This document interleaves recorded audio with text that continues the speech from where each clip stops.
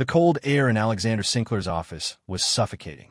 The towering glass windows showcased a breathtaking view of the city skyline, but Isabella Reed barely noticed. Her mind was spinning, her pulse racing as she sat across from the man who held her family's fate in his hands. Alexander Sinclair. The name alone sent chills down her spine.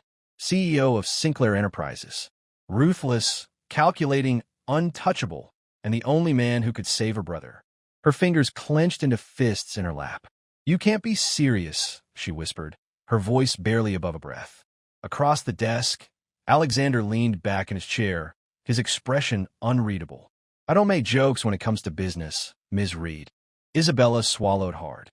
Jake, her only family, had made a reckless investment, trusting the wrong people, and now he was drowning in millions of dollars in debt. Debt he could never repay. Alexander steepled his fingers, watching her struggle with the decision he had just thrown in her lap. She forced herself to meet his icy gaze. "You're saying that if I agree to marry you, you'll erase Jake's debt?" Alexander inclined his head. "That's the offer." Isabella exhaled sharply. "And if I refuse?" His lips curved into something that wasn't quite a smile. "Then your brother's creditors will come for him. And we both know what happens to men who owe money they can't pay." Her stomach twisted. This wasn't a proposal. It was a cage dressed up in expensive suits and legal documents. She squared her shoulders, forcing steel into her voice. "So that's it? You want a wife, and I just happen to be the one unfortunate enough to be caught in your web." Alexander remained eerily calm. "I need a wife for exactly 1 year. That's all." Her mind raced. 1 year. 1 year of being tied to a man she didn't trust, didn't even like. But the alternative, losing Jake forever. She had no choice. With trembling hands, Isabella reached for the contract in front of her and signed away her freedom. The wedding happened just 3 days later. There was no excitement, no nervous anticipation, only business. The ceremony was flawlessly orchestrated. Expensive floral arrangements, a 5-star venue, and an A-list guest list, but it was devoid of any warmth. Isabella walked down the aisle in an elegant white gown, her heart pounding not with joy, but with the weight of her decision. At the end of the aisle stood Alexander, dressed in a sharp black tuxedo, his expression unreadable. He didn't look at her with love. He barely looked at her at all. And when the officiant asked if he took her as his wife, his voice was emotionless. "Ido. Ido." It was over in minutes. The reception was just as sterile. A room full of powerful people whispering behind their champagne glasses, speculating on why the untouchable Alexander Sinclair had suddenly taken a wife. The media had a field day. Isabella Reed, gold digger or the luckiest woman alive. Alexander Sinclair's surprise marriage. Business move or secret romance. She didn't care what they thought. But when she caught sight of her brother standing at the back of the room with tears in his eyes, she reminded herself why she had done this. Jake was safe. That was all that mattered. By the time they arrived at Alexander's massive penthouse, Isabella's body was exhausted, but her mind was wide awake. This was it, their wedding night. She stood in the center of the luxurious bedroom, her hands trembling slightly as she turned to face him. Alexander loosened his tie, his movements slow and deliberate. "I'll be sleeping in the guest room," he said flatly. Isabella blinked. "What?" He met her gaze, his eyes void of any warmth. "You didn't think this was a real marriage, did you?" Something inside her clenched. "I don't know what I expected," she admitted. Alexander exhaled, rubbing his temple as if this entire conversation exhausted him. "This is a contract, Isabella. You're my wife on paper, nothing more." Her chest tightened, but she refused to show weakness. She lifted her chin. "Then why did you marry me at all?" His jaw tensed. "Because I needed to." That was it. No explanation, no attempt to soften the blow, just cold, hard truth. He turned to leave, pausing at the doorway. For a brief second, she thought he might say something else, but he didn't. He simply walked out, leaving her alone in a room that suddenly felt too big, too empty. And for the first time since she signed the contract, Isabella felt the full weight of what she had agreed to. She was a wife without a husband, and this was only the beginning. If Isabella had thought her new life as Mrs. Sinclair would come with at least a semblance of normalcy, she was dead wrong. From the moment she stepped into Alexander's world, she realized just how much of a business transaction this marriage truly was. Her days were scheduled down to the minute. Appearances at corporate events, carefully curated public outings, and a never-ending parade of formal galas. But through it all, Alexander never touched her, never even looked at her longer than necessary. The first event they attended together was a black-tie charity gala. Isabella had spent hours getting ready, her makeup flawless, her gown hugging her figure perfectly. She had expected at least a nod of acknowledgement when Alexander saw her. Instead, he barely glanced at her before offering his arm, his grip impersonal. When they arrived at the event, he leaned in, his voice a low whisper against her ear. "Smile. Look happy. That's all you need to do." So she did. She played her part perfectly, smiling at the right moments, answering polite questions, pretending to be the devoted wife of a powerful man. But Alexander kept his distance. Even when reporters tried to get a romantic shot out of them, he simply placed a hand on the small of her back. Nothing more. As the night went on, Isabella realized this was her new reality, a marriage where she was present but invisible. And then the list of rules came, delivered in a neat folder by his assistant the next morning. She read them with growing disbelief. No interference in his personal life. No expectations of affection.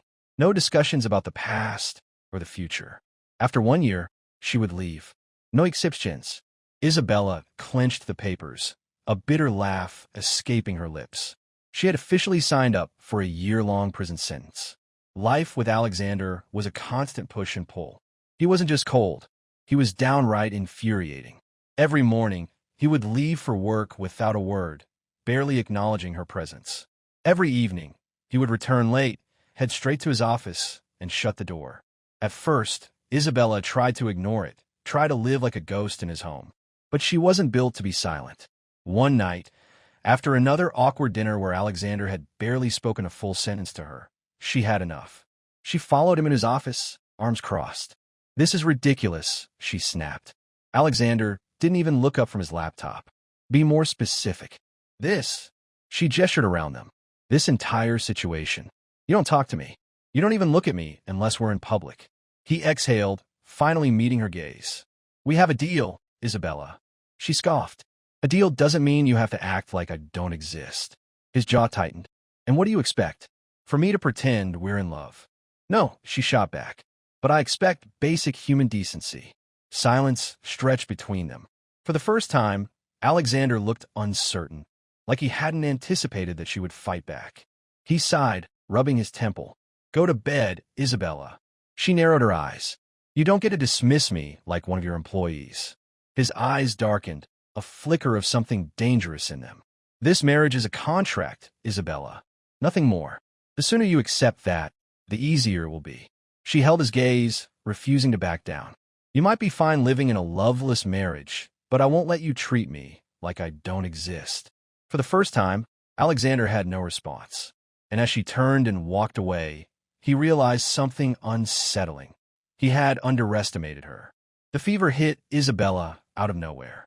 One moment she was going about her day, as usual, dealing with the cold indifference of her husband, pretending their marriage wasn't just a business transaction.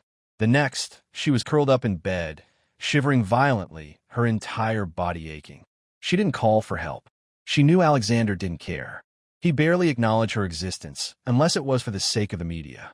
But late that night, through the haze of her fever, she felt a cool hand press against her forehead.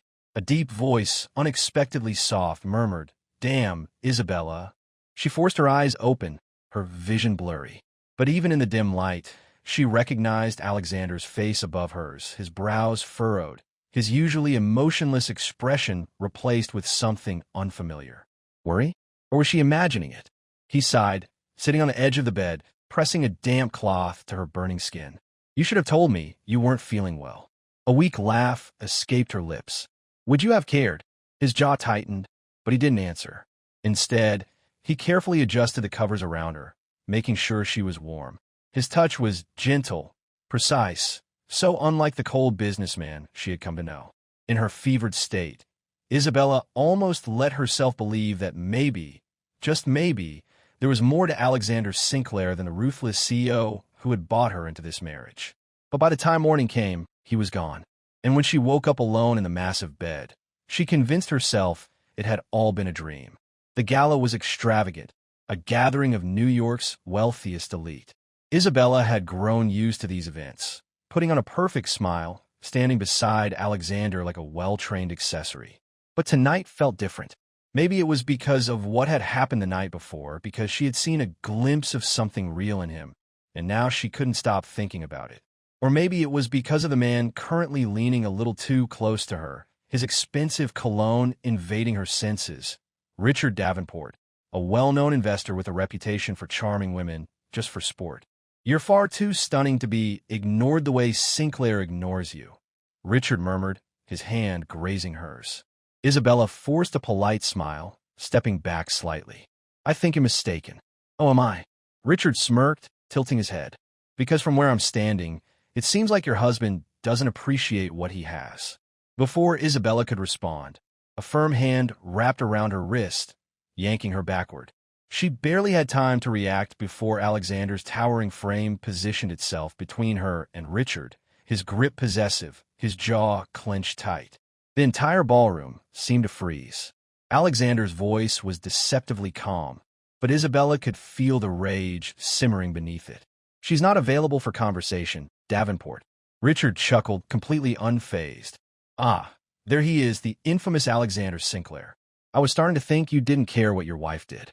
Alexander's hold on Isabella tightened just for a second. Then, without another word, he turned and led her out of the ballroom. Isabella barely kept up with his long strides as he pulled her onto the empty terrace. The cool night air hit her flushed skin, but did nothing to cool the storm in Alexander's eyes. What the hell was that? He demanded. She ripped her wrist from his grasp, eyes flashing. Excuse me, you were flirting with him. She let out a sharp, bitter laugh. Oh, now you care? That's interesting, considering you've spent this entire marriage pretending I don't exist. His hands clenched into fists at his sides. You're my wife, Isabella. Oh, am I? She shot back.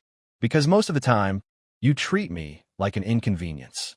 His nostrils flared, and before she could say another word, he closed the distance between them in one swift motion. And then he kissed her. It wasn't gentle. It wasn't sweet. It was possessive, desperate, a battle of control. Isabella's mind screamed at her to push him away, to remind him that this wasn't real, but her traitorous body responded before she could stop it. Her fingers curled into his tuxedo, her lips parting against his, her entire world tilting on its axis. But just as quickly as it began, Alexander pulled away. His breathing was heavy, his hands still gripping her arms, as if he wasn't sure whether to let go or hold on tighter. For a brief moment, his mask slipped, and she saw it. The same desire, the same fear, the same confusion that she felt. But then his wall slammed back into place. This was a mistake, he muttered, releasing her abruptly. Isabella's heart plummeted, and as he turned and walked away, leaving her standing alone on the terrace, she realized something that terrified her more than anything else. She had fallen for him, and he was never going to let himself love her back. The days after the kiss were agonizing. Alexander returned to his usual distant self. If anything, he was even colder than before. Isabella should have expected it. She should have known better. But that didn't stop the ache in her chest every time he avoided her gaze. She tried to pretend it didn't matter, that she hadn't spent countless nights thinking about the way he had kissed her, that she hadn't hoped, just for a second, that maybe he felt something too. But it was useless, because every time he spoke to her, his words were clipped, controlled, because he refused to acknowledge what had happened between them, because he was pretending it hadn't meant anything. And that hurt more than anything else. One evening, as she lay awake in their enormous, empty bed, staring at the ceiling, she let herself whisper the truth she had been avoiding. I love him. The words felt like a curse because she knew, no matter how much she loved him, Alexander Sinclair would never love her back. Alexander Sinclair had always believed that love was just another weakness.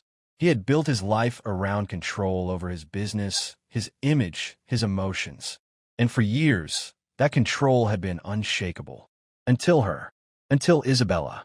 Ever since that night on the terrace, when he had kissed her, truly kissed her, he hadn't been able to think straight. She was getting under his skin in ways he never expected. He couldn't stop watching her. He found himself seeking her out even when he told himself not to. And that terrified him, because he knew where love led. He had seen it firsthand, his mother sobbing late into the night, his father leaving without looking back. Love was a trap, a lie that only ended in pain. So he did the only thing he knew how to do. He pushed her away. He stopped speaking to her unless absolutely necessary. He worked longer hours, leaving early and coming home late. When he was home, he barely looked at her. And when she walked into her room, he walked out. But none of it helped, because no matter how much distance he put between them, she was always there. In his thoughts, in the way his bed felt emptier than ever, in the way his heart clenched every time he saw the sadness in her eyes. But he couldn't let himself feel, because if he did, if he let himself love her, he would be vulnerable. And Alexander Sinclair didn't do vulnerability. Isabella tried. God, she tried. She told herself that Alexander's distance didn't hurt, that she could endure his coldness, that maybe, just maybe, he would come around. But as the days turned into weeks, as the silence between them grew heavier, she realized the truth. He wasn't just avoiding her. He was rejecting her, and she couldn't do it anymore. One evening, she sat alone in their bedroom, staring at the contract she had signed all those months ago. 1 year. That was the deal. But why wait?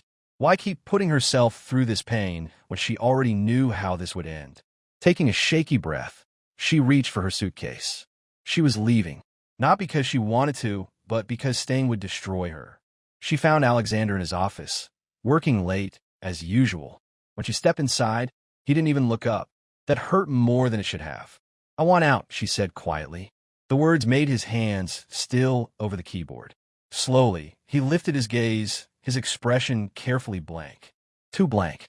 What? Isabella forced herself to stay strong. "I'm leaving. I'm ending the contract early." Something flickered in his eyes, something she couldn't quite name. Then just as quickly it was gone. "Fine," he said, his voice devoid of emotion. "Fine." That was all he had to say. No protest, no questions, no hesitation. Just fine. She swallowed against the lump in her throat. "I'll have my things packed by morning." For a moment, she thought, hoped, that he would say something, that he would ask her to stay. But he just nodded, looking back at his laptop like she was just another business deal, closing early. Her heart shattered. Without another word, she turned and walked away. And Alexander? He watched her go, his fists clenched so tightly his knuckles turned white. But he didn't stop her, because he had convinced himself this was what he wanted. Alexander had built his entire life around control. But now, sitting alone in his office, staring blankly at a contract he had no interest in reading, he realized he had lost it. It had been 2 weeks since Isabella left. 14 days. 336 hours. And not a single one of them had passed without her haunting him. At first, he told himself nothing had changed, that his life was exactly as it had been before she walked into it, that her absence didn't matter. But that was a lie, because the penthouse felt too empty, because he kept turning to speak to her, only to remember she wasn't there, because every time he saw something that reminded him of her, a book she had left on the coffee table, the faint scent of her perfume lingering in their bedroom, his chest ached in a way he didn't understand.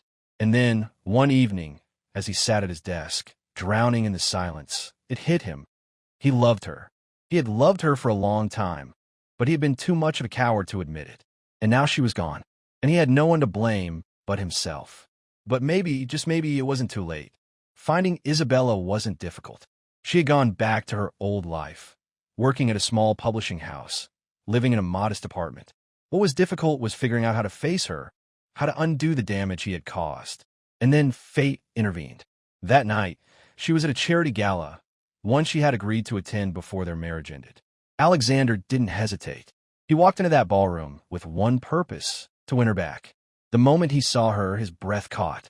She was standing across the room, dressed in a deep blue gown, her hair cascading over her shoulders. She looked beautiful, but she wasn't smiling. And when her gaze met his, her expression turned to shock. A hush fell over the crowd as Alexander strode toward her, stopping just a few feet away. Isabella's voice was barely a whisper. "What are you doing here?" He took a deep breath, his heart pounding. "I was wrong," he said, loud enough for everyone to hear. Her eyes widened. "Alexander," but he didn't let her finish. "I was wrong to push you away. I was wrong to let you leave." The room was completely silent now, all eyes on them. He took another step closer, his voice raw, real. "I was afraid," he admitted. "Afraid of loving you. Afraid of what it would mean. Afraid of losing control." Her breath hitched, but she didn't look away. "But then I realized something," he continued. He reached for her hand, his grip firm, desperate. "I'm more afraid of living without you." A gasp rippled through the room. Tears welled in Isabella's eyes. "I love you," he said, his voice breaking. "I love you, and I don't care about control anymore. I just care about you." A single tear slipped down her cheek, and then she smiled. For weeks, Isabella had convinced herself this was over, that Alexander would never change, that he had never loved her. But standing here, looking into his eyes, she knew he meant it. This was real. She let out a shaky laugh, wiping at her tears. "You are such an idiot." A grin tugged at his lips. "Yeah, but I'm your idiot." She exhaled, then whispered the words that had been sitting in her heart for far too long. "I love you too."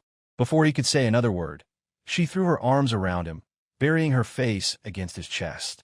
And for the first time in his life, Alexander Sinclair knew he was exactly where he was meant to be. The sun was setting over the city skyline, casting golden light through the windows of the penthouse. But this time, it wasn't cold and empty. This time it was home. Isabella stood on the balcony, a warm breeze brushing against her skin. She never imagined she would be back here, at least not like this. Not as Alexander's real wife. Not as the woman he loved. She heard footsteps behind her, and then a familiar warmth as strong arms wrapped around her waist. Alexander pressed a soft kiss to the side of her neck. "What are you thinking about?" he asked. She smiled, leaning into him. "About how different things feel now." He turned her around to face him, his hands resting on her hips, his gaze softer than she had ever seen before. "Good different?" he asked. She reached up, brushing her fingers along his jaw. "The best kind of different." He exhaled, then slowly dropped to one knee. Isabella's breath caught. She hadn't expected this. Not tonight, not like this. But as she looked down at the man who had once been so closed off, so afraid of love, now kneeling before her with his heart completely open, she realized there was no moment more perfect than this one. Alexander pulled out a small velvet box, flipping it open to reveal a stunning diamond ring. "I asked you to marry me once before," he said, his voice steady but filled with emotion. "And I did it for the wrong reasons." Her heart pounded. "This time," he continued, "there's no contract, no conditions. Just you and me. Because I love you, Isabella, and I want to spend the rest of my life proving that to you." Tears welled in her eyes. "Yes," she whispered. Then, with a teary laugh, she said it again. "Yes, Alexander." He slid the ring onto her finger and stood, pulling her into his arms. She kissed him, slow and deep, knowing that this time this was real. 1 year later, laughter filled the penthouse. But it wasn't from them. It was from the tiny baby cradled in Alexander's arms. Isabella watched from the couch, her heart melting at the sight of her husband, her once cold, emotionless husband, gently rocking their newborn daughter. "She looks just like you," Alexander murmured, brushing his fingers over the baby's soft cheek. Isabella smiled. "And she already has you wrapped around her little finger." He glanced at her, a slow, knowing smile tugging at his lips. Just like her mother. She reached over, lacing their fingers together. "You don't regret anything, do you?" He shook his head, his gaze never leaving hers. Not for a second. And as he leaned in, pressing a kiss to her forehead, Isabella knew this was what love was meant to be, a choice, a home, a family. And she wouldn't change a thing. Isabella never expected that signing a marriage contract would lead her to the greatest love of her life. And Alexander? He never thought he was capable of love until he almost lost it. Their journey wasn't perfect. It was cold, complicated, and filled with mistakes. But love isn't about perfection. It's about choosing someone even when it's difficult. 1 year later, they stood together not because of a contract, not because of obligation, but because they wanted to. Because they had built something real. And as Alexander held their newborn daughter in his arms, he finally understood love wasn't a weakness. It was the strongest thing he had ever known. If this story touched your heart, don't forget to like, share, and subscribe to Soul-Stirring Stories. Turn on notifications so you never miss another emotional, heartwarming tale. Because sometimes the most unexpected stories lead to the most unforgettable love. Love doesn't always start perfectly, but the best ones always find a way.